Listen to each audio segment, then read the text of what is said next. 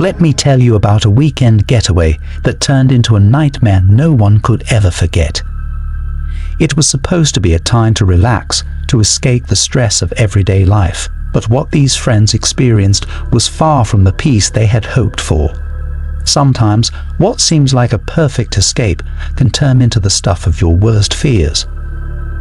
The lake house was nestled deep in the woods, far from any prying eyes. Samuel, John, Frederick, Emily, and Maria were excited to unwind, leaving behind the bustle of the city for a quiet weekend by the water. The house itself was old but charming, with a long wooden dock that stretched out into the lake, surrounded by thick trees that blocked out the world beyond. On their first night, the group gathered around the fire pit, laughing and sharing stories as the moonlight danced on the water. It was perfect, or at least it was until they heard the first set of footsteps on the dock. Slow, heavy steps that echoed in the still night air. They stopped, glancing at each other, but no one dared to move or speak. Frederick stood up, grabbing a flashlight and shining it toward the dock, but it was empty. They shrugged it off, blaming it on an animal or the house settling, and continued with their night. But the unease had settled in, and every sound from the lakes seemed amplified, creeping into their thoughts. As the group settled in for the night, the wind picked up, rattling the old windows of the lake house. The faint creaking of the wood, combined with the wind, made the house feel alive, like it was breathing around them. Samuel and John joked about the house being haunted, but deep down, everyone felt the chill of something they couldn't explain. In the middle of the night, Emily woke up to the sound of footsteps again, this time closer, like they were right outside her window. She sat up, peering through the blinds, but all she saw was the empty dock and the calm water reflecting the moonlight. She tried to convince herself it was nothing, but sleep didn't come easily after that. The next morning, things only got worse. Doors that had been firmly shut the night before were now wide open, and the kitchen window was cracked, even though they remembered locking everything before going to bed. Maria found scratches on her back that she couldn't explain, as if someone or something had clawed at her in the night. Her fear was written all over her face, but the others tried to laugh it off, even though they were just as unsettled. Later that day, Samuel and Frederick decided to explore the attic. Dust hung in the air, swirling in the beams of light that filtered through the cracks in the roof. As they rummaged through old boxes, they found a stack of newspapers, yellowed and brittle with age. One headline caught their eye, detailing the drowning of an entire family at the lake just outside the house decades ago. The parents and their 2 young children had never left the water. The atmosphere shifted after that discovery.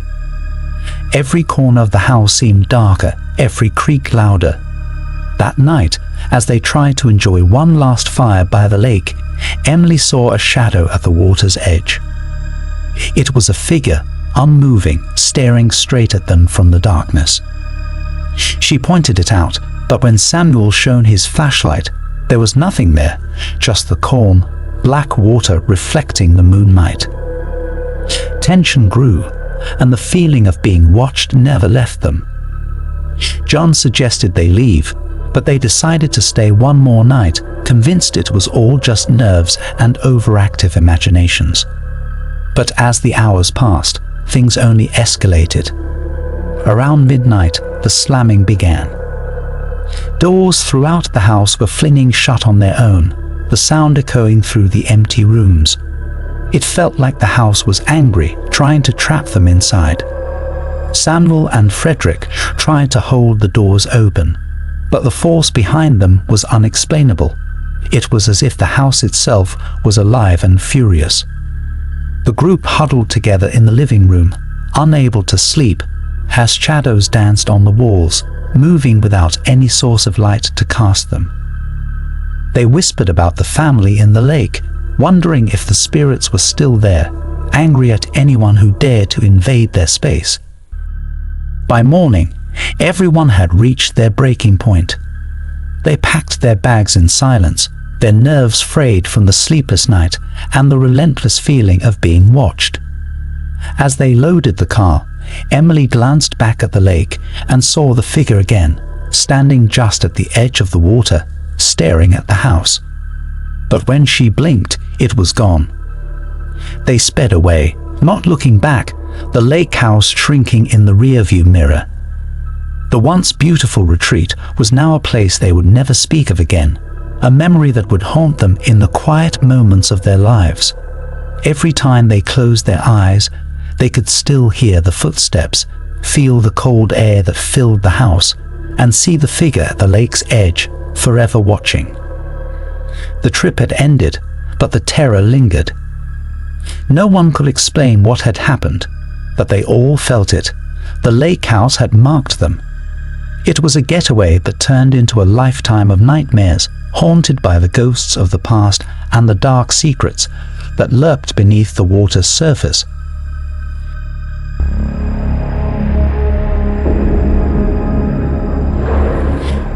Patrick and Brandon were on a weekend getaway, hoping to escape the city and explore the quiet countryside.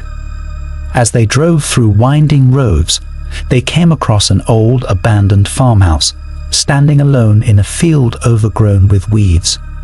The house was dilapidated, with broken windows and a sagging roof, but there was something about it that drew them in.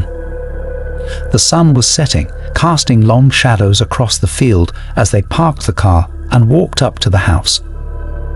The door hummed loosely on its hinges, creaking as they pushed it open, revealing a dark and musty interior. The air was thick with dust, and the faint scent of decay lingered, as if the house itself was rotting from the inside out. Patrick suggested they spend the night, joking about it being their own haunted adventure. Brandon was hesitant, feeling an uneasy chill as they stepped inside, but he shrugged it off and agreed. They set up their sleeping bags in what used to be the living room, the walls stained with age and covered in peeling wallpaper. As darkness fell, the house seemed to come alive. The wind howled through the broken windows, and the floorboards creaked under their weight, echoing eerily in the empty rooms. It wasn't long before they started hearing it, soft, distant sounds that sent shivers down their spines. Children's laughter, faint but unmistakable, as if coming from the walls themselves. Patrick tried to brush it off, saying it was just the wind, but the laughter persisted, growing louder and more distinct. Shadows flickered in the corners of their eyes, quick movements that vanished the moment they turned their heads. Brandon's heart raced as he caught sight of a small figure darting from one room to another, disappearing into the darkness. They followed the sounds, their flashlights trembling in their hands as they moved through the narrow hallway. The walls were covered in strange symbols, crudely painted in what looked like dried blood. Patrick ran his fingers over one of the symbols, a twisted shape that seemed to pulse under his touch, sending a wave of nausea through him. As they continued exploring, they stumbled upon a room that sent chills down their spines. In the center of the room was a makeshift altar, surrounded by candles that had long since melted into hardened pools of wax. The walls were lined with faded photographs of children, their eyes scratched out, and old, dusty toys scattered across the floor. Brandon felt a sudden urge to leave, his skin crawling as the laughter grew louder, now accompanied by faint whispers that seemed to come from all directions. They tried to retrace their steps, but the house had changed. It was as if the rooms were shifting, leading them deeper into its dark heart. The walls seemed to close in, and every doorway they passed led them back to the same place. Suddenly, the temperature plummeted, and their breath became visible in the cold air. Patrick felt something brush against his arm, like a child's hand, cold and clammy. He spun around, but there was no one there, just the faint outline of a figure in the corner of the room, watching them with hollow eyes. Desperation set in as they ran from room to room, their panic rising with every step. The house was playing tricks on them, trapping them in an endless loop of hallways and doors that led nowhere. Brandon's flashlight flickered and died, plunging them into darkness, and the laughter turned into screams, high-pitched, tortured wails that echoed off the walls. They finally found a way out, bursting through a door that led them outside into the cold night air. They collapsed on the ground, gasping for breath, their hearts pounding as they looked back at the house. It stood silent and still, as if nothing had happened, the windows dark and empty. They stumbled to their car and drove away, not saying a word, the events of the night playing over and over in their minds. The next morning, they woke up in the field outside the farmhouse, covered in mud and scratches, with no memory of how they got there. Their bodies ached, and the fear from the night before lingered fresh and raw. They packed up and left, vowing never to speak of what they had experienced. It wasn't until later, when they stopped in a nearby town, that they learned the truth about the farmhouse. A local shopkeeper told them about the curse that plagued the house, a place where no one ever stayed willingly. Decades ago, children from the nearby village had disappeared, and their bodies were never found, but the laughter and whispers had haunted the farmhouse ever since. Patrick and Brandon knew then that they had come too close to something they shouldn't have. The farmhouse wasn't just abandoned. It was a place of darkness, a trap for anyone foolish enough to enter. They drove away, leaving the cursed house behind, but the terror of that night would stay with them forever. They never spoke of it again, but every time they closed their eyes, they could still hear the faint laughter and feel the cold touch of the house's restless spirits. And though they tried to forget, the memories of that night would haunt them for the rest of their lives.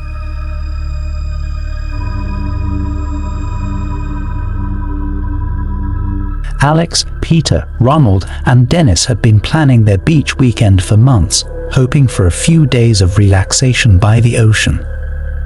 They found a beautiful beach house online, secluded and perfect, with the waves crashing right outside their doorstep. When they arrived, everything seemed normal at first. The house was old but charming, with large windows that looked out onto the sea and a porch that stretched toward the sand. But the moment they stepped inside, a strange chill ran through the air, making them shiver despite the warm summer sun outside.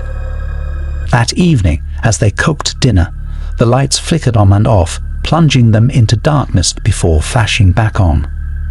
Ronald laughed nervously, trying to lighten the mood, but the tension in the air was palpable. Later that night, as they sat on the porch, they saw wet footprints leading from the ocean to the back door. The prints were fresh, as if someone had just walked out of the water and into the house. Dennis grabbed a flashlight and followed the trail, but it disappeared as soon as it reached the door. The hair on the back of his neck stood up, and he quickly retreated inside, locking the door behind him. None of them wanted to admit it, but they all felt it, the presence of something unseen watching them. The night wore on, and they tried to ignore the unease, playing cards in the living room to distract themselves. But as the clock struck midnight, they heard it, soft, muffled laughter echoing through the walls. It was the sound of a child, faint and distant, but unmistakable. Alex stood up, his face pale, and stared at the hallway leading to the bedrooms. There was no one else in the house, yet the laughter continued, growing louder with each passing second. They rushed upstairs, determined to find the source of the eerie noise, but the laughter stopped the moment they reached the top. Everything was silent, and the rooms were empty, untouched. But when they returned to the living room, they found something that chilled them to the core, a drenched teddy bear, lying on the floor, water dripping from its fur. It hadn't been there before, and none of them had seen it when they first arrived. Dennis picked it up, feeling the cold, wet fabric, and tossed it aside, his hands trembling. Unable to sleep, they huddled together in the living room, their nerves on edge. Peter pulled out his phone and began searching for information about the house, desperate to make sense of the strange occurrences. That's when they found it. A news article from years ago detailing the tragic drowning of a family who had once lived there. The parents and their young child had been swept away by a rogue wave, their bodies never recovered. Locals believed the spirits of the family still haunted the beach, unable to move on from their watery graves. Ronald suggested they leave immediately, but the storm outside had grown worse, with heavy rain and crashing waves making it impossible to drive. They were trapped, forced to endure the rest of the night in the company of the restless souls that haunted the house. As the hours dragged on, the paranormal activity intensified. The sound of footsteps echoed overhead, pacing back and forth, and the lights flickered more violently, casting eerie shadows that seemed to move on their own. Alex swore he saw a figure standing at the top of the stairs, a shadowy silhouette watching them from the darkness. Every attempt to sleep was interrupted by strange noises, whispers, knocks, and the sound of water dripping onto the hardwood floors. It was as if the house itself was alive, feeding off their fear. At one point, Dennis glanced out the window and froze. There, at the water's edge, was a figure, a child, drenched and unmoving, staring directly at the house. The figure's eyes were dark, hollow pits, and its small frame was illuminated by the occasional flash of lightning. Dennis blinked, and the figure was gone, replaced by the empty, churning waves. He didn't mention what he saw, not wanting to scare the others even more, but he couldn't shake the image from his mind. By dawn, they were exhausted, physically and mentally drained from the night's horrors. The storm had finally passed, and the sun was beginning to rise, casting a pale light over the beach. They didn't waste a moment, grabbing their bags and rushing to the car, not even bothering to lock the door behind them. As they pulled away, they glanced back one last time at the house. In the upstairs window, they swore they saw the faint outline of a figure watching them leave. They drove in silence, the events of the night replaying in their minds. No one spoke of what had happened, too afraid to acknowledge the reality of what they had experienced. They were haunted, not just by the spirits of the drowned family, but by their own fear and the chilling realization that they had been powerless against the forces inside that house. Once they reached home, Alex received a call from the rental company, asking why they had left the house in such a hurry. Alex gave no explanation, simply telling them that they would never be returning. The house may have been beautiful, but it was a place of tragedy, forever stained by the spirits of the past. They would carry the memories of that weekend with them forever, never able to forget the ghostly beach house and the terror that awaited them there. As the friends went their separate ways, they all shared one unspoken vow: never again would they seek out a place so steeped in sorrow. The beach house was just another reminder that some places should remain abandoned, untouched by those who do not understand their history. And as they tried to move on, the faint sound of a child's laughter would always linger in the back of their minds, reminding them of the weekend that changed everything. The beach house stood empty once more, waiting for the next group of unsuspecting guests to disturb its restless spirits. The sea continued to crash against the shore, carrying with it the whispers of the past, echoing the tragedies that had unfolded on those haunted sands. And though the sun would rise and the tide would change, the memories of that weekend getaway would never fade.